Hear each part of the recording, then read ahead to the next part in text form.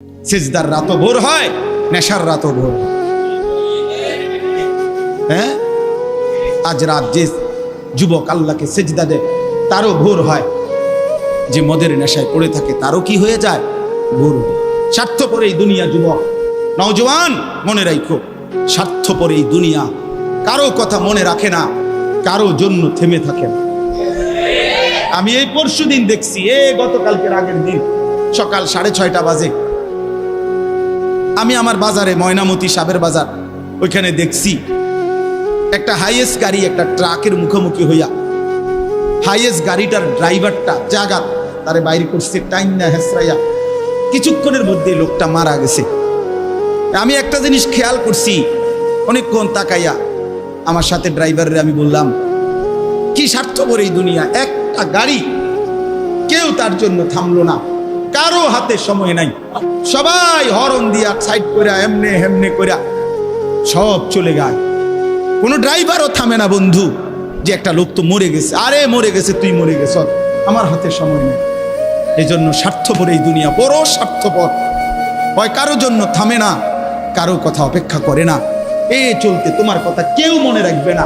তুমি যদি নষ্ট হয়ে যাও, তুমি যদি কবরে আযাব হয়, তোমার যদি জাহান্নামের আগুন তোমারে পুড়তে হয়, আল্লাহর কসম বন্ধু, তোমার পতন তুমি করে দিলা, নিজেরে নষ্ট তুমি করে দিলা, শেষ পর্যন্ত দেখবা কেউ তোমার কথা মনে রাখবে না। এই পৃথিবী ধোঁকা, ধোঁকা। চলো এই জন্য আল্লাহর দিকে ফিরে আসি। ইল্লা মান তাবা ওয়া আমানা ওয়া আমিলা সালিহান, আল্লাহ বলে যে গুনাহ ছেড়ে দিয়ে তওবা করলো, আমি আল্লাহকে বিশ্বাস করলো এবং পুনরায় আবার নেক আমল শুরু করে দিল, ফাউলাইকা ইয়াদখুলুনাল জান্নাহ, আমি আল্লাহ ওয়াদা দিলাম, আমি আল্লাহ তাদেরকে জান্নাতেই ঢুকায়া দেব। ওয়ালা ইউজলামুনা শাইআ, কোনো জুলুম করা হবে না এক বিন্দু। অর্থাৎ পেছনের গুনার জন্য আমি লজ্জা দেব না, বরং তওবা করার কারণে, ফিরে আসার কারণে, নতুন করে আবার নামাজ সেজদা বন্দিগি পাক পবিত্র জীবন চলার কারণে এখন থেকে নিয়ে বাকি জিন্দেগির আমলের বরকতে জান্নাত দিয়ে দেব।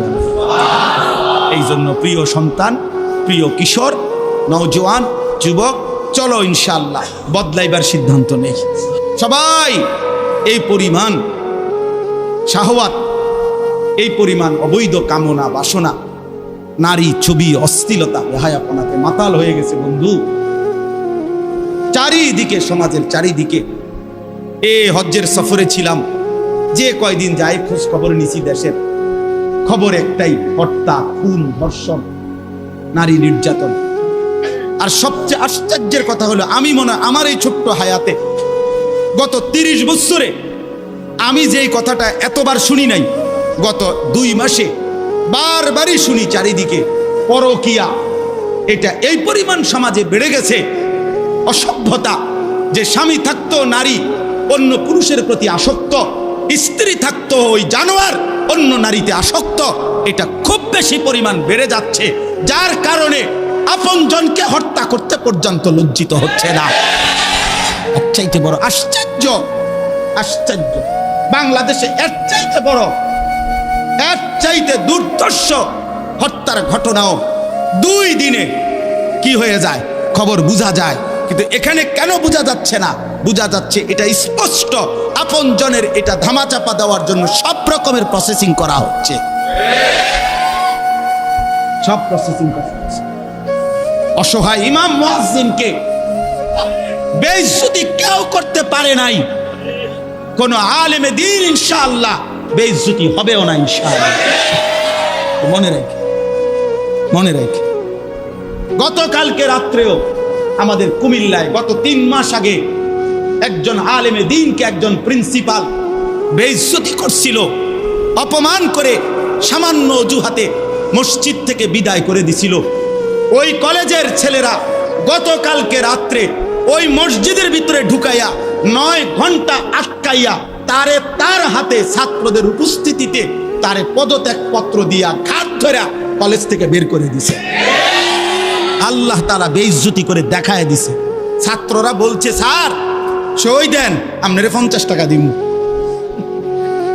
মানে 50 টাকা, 100 টাকার লোভ সামলাইতে পারেন নাই, নেন। পদত্যাগপত্র সই দেন। এই জন্য দোস্ত, নারীর আসক্তি, জিনা, ব্যভিচার, পরকীয়া, অসভ্যতা, যুবক ভাই তোমরা বাঁচতে হবে। নওজোয়ান, আল্লাহ যদি হায়াত দেয় তোমরে, আগামী সময়টা তোমরা তো পৃথিবীতে থাকতে হবে। এই সমাজ, এই দেশ তো আলাদা করতে পারতা না, তুমি তো এই জমিন ছেড়ে দিতে পারতা না বন্ধু। সম্পদ যদি হয়, তোমরা সব ছেলে তো একসাথে চাঁদের দেশে যাইতে পারতা না, আরেকখানে যাইতে পারতা না। এই সমাজ নিয়ে বাঁচতে হবে, এই দেশ, এই মাটি, এই এলাকা নিয়ে তো তোমাদেরকে বাঁচতে হবে ভাইয়া।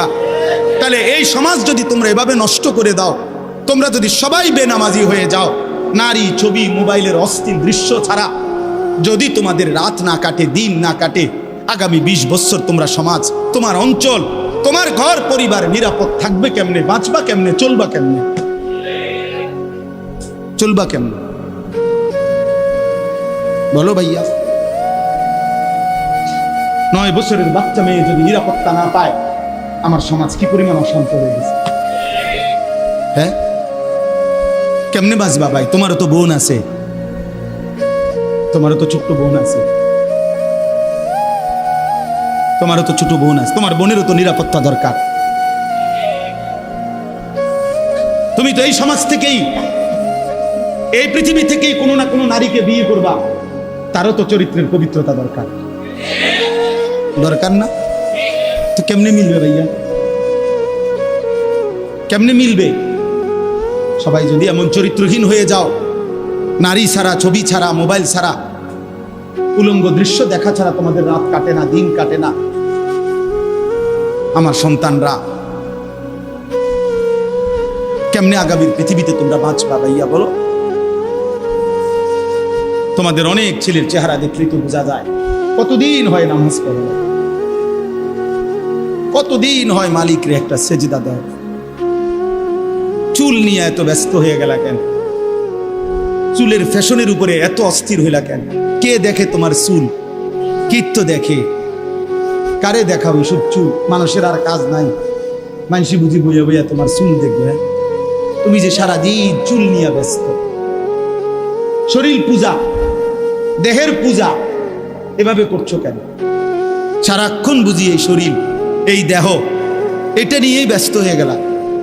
সারাক্ষণ একটা নারী বুঝি, একটা নারী, একটা ছবি, একটা বেডি, একটা উলঙ্গ দৃশ্য, এর জন্যই পৃথিবীতে আসা। এই রাত দিন বুঝি মোবাইলে দেখবা, ছবি দেখবা, নারী দেখবা, সারাদিন বুঝি নারীর জন্যই পৃথিবীতে আসা। তোমার আর কাম নাই, আর কোনো উদ্দেশ্য নাই দোস্ত আমার। ঠিক হলো না, ঠিক করলা না ভাইয়া, ভালো করলাম। অর্থাৎ যারা নামাজ পড়ে না, আল্লাযীনা তারাকুস সালাহ, টোটালি নামাজ যারা ছেড়ে দিছে, তারা প্রজন্মের উত্তম তো না, নিকৃষ্ট না, তারা কোনো জেনারেশনে না, তারা কোনো মানুষে না, তারা কোনো কিচ্ছু না, এর কোনো গণাতে ধরে না। ওই প্রথমেই বাদ গণাত করছে, অরে নিকৃষ্ট হিসেবে বলতে চাইছে আল্লাহ এখানে যারা তাদের নামাজকে নষ্ট করে দেয়। তাফসীরের মধ্যে লিখছে নামাজ নষ্ট করে দেয় মানে কি? 1 নাম্বার, যে ব্যক্তি নামাজকে যথাসময়ে আদায় করে না, ইউআখিরুনাস সালাহ, তাখির করে, নামাজ সবসময় দেরিতে পড়ে। নামাজ সবসময় কখন পড়ে? দেরিতে পড়ে। আল্লাহ তাআলা বলছেন ওরা ওই সমাজের নিকৃষ্ট মানুষ। ফাওয়াইলুল লিল মুসাল্লিন আল্লাযীনা হুম আন সালাতিহিম সাহুন। আল্লাহ তাআলা বলেন ওই নামাজীদের জন্য জাহান্নাম। ওয়াইল, জাহান্নামের একটি গুহা, জাহান্নামের একটা অংশ, জাহান্নামের ভীষণ আযাব। আল্লাহ তাআলা বলছে তারা আল্লাযীনা হুম আন সালাতিহিম সাহুন, যারা তাদের নামাজের মধ্যে সাহুন, অলস, নামাজকে সবসময় দেরি করে, নামাজকে সবসময় দেরি করে। জোহরের আজান হইছে 1টা বাজে, এবারে জোহরের নামাজ পড়তে গেছে 1:15 বাজে, এখন 4:30 ওরা নামাজ পড়ছে লুঙ্গিটারে বইটা, গামছা একটা কান্দে দিয়া, রুকু সিজদা 3-4টা মেরে দিল আর কি। এটা নমাজ হইলেন কি তো করতাম হুজুর, সময় কুলাইতারি না। কিটছেন আপনি, ঘাস কাটছে, এতক্ষণ গরু গোসল করাইছে, গরু গোসল করাইছে। গরু গোসল করানোটা খুব দামি দরকারি বিষয়। নামাজকে এরকম প্রতিনিয়ত যে বিলম্ব করে আল্লাহ তাআলার কোরআনের ভাষায় তারা নিকৃষ্ট মানুষ, নিকৃষ্ট মানুষ। আদাউস সালার অন্তর্ভুক্ত, আদাউস সালার অন্তর্ভুক্ত নামাজকে বিলম্ব। আচ্ছা, হাদিসের মধ্যে আছে, কোরআনেও আছে, যে ব্যক্তি নামাজে অবহেলা করে, আল্লাহর কসম, আল্লাহও বলছে, নবীজিও বলছে, সে মুনাফিক। ইন্নাল মুনাফিকিনা ইউখাদিউনা আল্লাহ ওয়া হুয়া খাদিউহুম ওয়া ইযা কামু ইলাস সালাতি কামু কুসালা। কোরআন শরীফে আল্লাহ মুনাফিকের এক নম্বর পরিচয় বলছে, মুনাফিক সে যে নামাজ পড়ে অলসভাবে। নামাজ পড়ে কিভাবে? তাহলে নামাজ যে পড়ে না তার ব্যাপারে বলেন, কথা বলেন না কেন? তারে মুনাফিকও বলে নাই। তুই কোনো মানুষে না বেটা, তুই কোনো কাতারে নাই, তোর কোনো আলোচনাই নাই। আলোচনা ওই ব্যক্তিরে যে নামাজ পড়ে অলসভাবে, খামখেয়ালি করে। দাঁড়াইবার কথা দুই পায়ে, দাঁড়াইছে এক পায়ে, বুঝেন? অলস নামাজের। রাসূলুল্লাহ সাল্লাল্লাহু আলাইহি সাল্লাম বলছেন, তিলকা সালাতুল মুনাফিক, ওই নামাজ মুনাফিকের নামাজ। ইয়ারকুবু হাত্তা তাগরুবা শামস, আসরের নামাজ না পড়ে যে অপেক্ষা করতেছে, অন্য কাজে ব্যস্তছে, এরই মধ্যে সূর্য ডুবে যাচ্ছে, সূর্য ডুবার কাছাকাছি। হাত্তা কানাত বাইনা কারনাই শয়তান, সূর্য ডুবার সময়ে শয়তান তার দুই শিং সূর্যের পাশে বাড়াইয়া দেয়। আল্লাহ নবী সাল্লাল্লাহু আলাইহি সাল্লাম বলেন, কামা ফানাক্কারা আরবাআন, সূর্য ডুবে যায়, এই সময় ওই আসরের নামাজের জন্য দাঁড়াইয়া 4 রাকাতে যেন 4টা ঠুক্কর মারছে। লা ইয়াযকুরুল্লাহ ইল্লা কালিলা, ঠিক মতো তাসবিহগুলো নামাজের আদায় করে নাই। রাসূল বলছে 3 বার, ওইটা মুনাফিকের নামাজ, মুনাফিকের নামাজ, মুনাফিকের নামাজ, মুনাফিকের নামাজ। তোর মতো নিকৃষ্ট নির্লজ্জ বেহায়া আল্লাহর জমিনে তো কোনো কুত্তাও হয় না, কোনো কুত্তাও তো এরকম হইতে পারে না।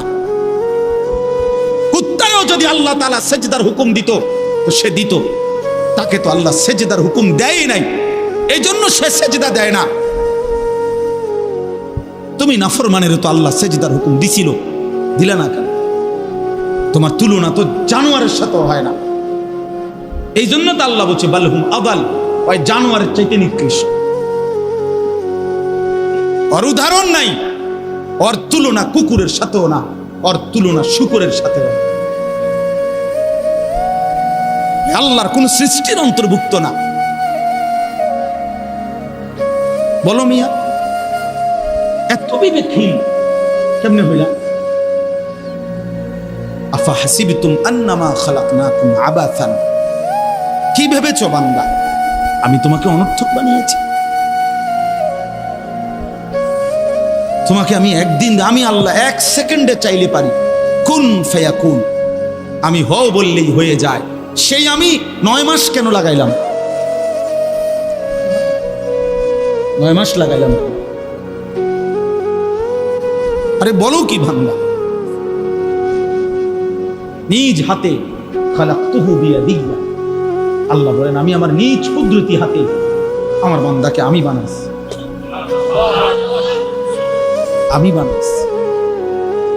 বড় যত্ন করে 1 ফোঁটা নাপাক পানির মধ্যে এত চমৎকার ডিজাইন পৃথিবীর কেউ কল্পনাও করতে পারে না। ইন্না খালাকনাল ইনসানা মিন নুতফাতিন আমশাজ, বীর্যের 1 ফোঁটা থেকে আমি আল্লাহ তাআলা মানুষকে বানিয়েছি। এত সুন্দর চমৎকার নাক কান ডিজাইন। কোন পানির 1 ফোঁটার উপরে, 1 ফোঁটা পানির মধ্যে কেউ কোনো ডিজাইন করুক, কি দিয়ে করবে? পানির উপরে ডিজাইন করে কেমনে? আবার রব্বুল আলামিন বলে সেই পানির নাপাক ফোঁটা দুর্গন্ধযুক্ত, আমি তার মধ্যে এমন সুন্দর একটা ডিজাইন করেছি।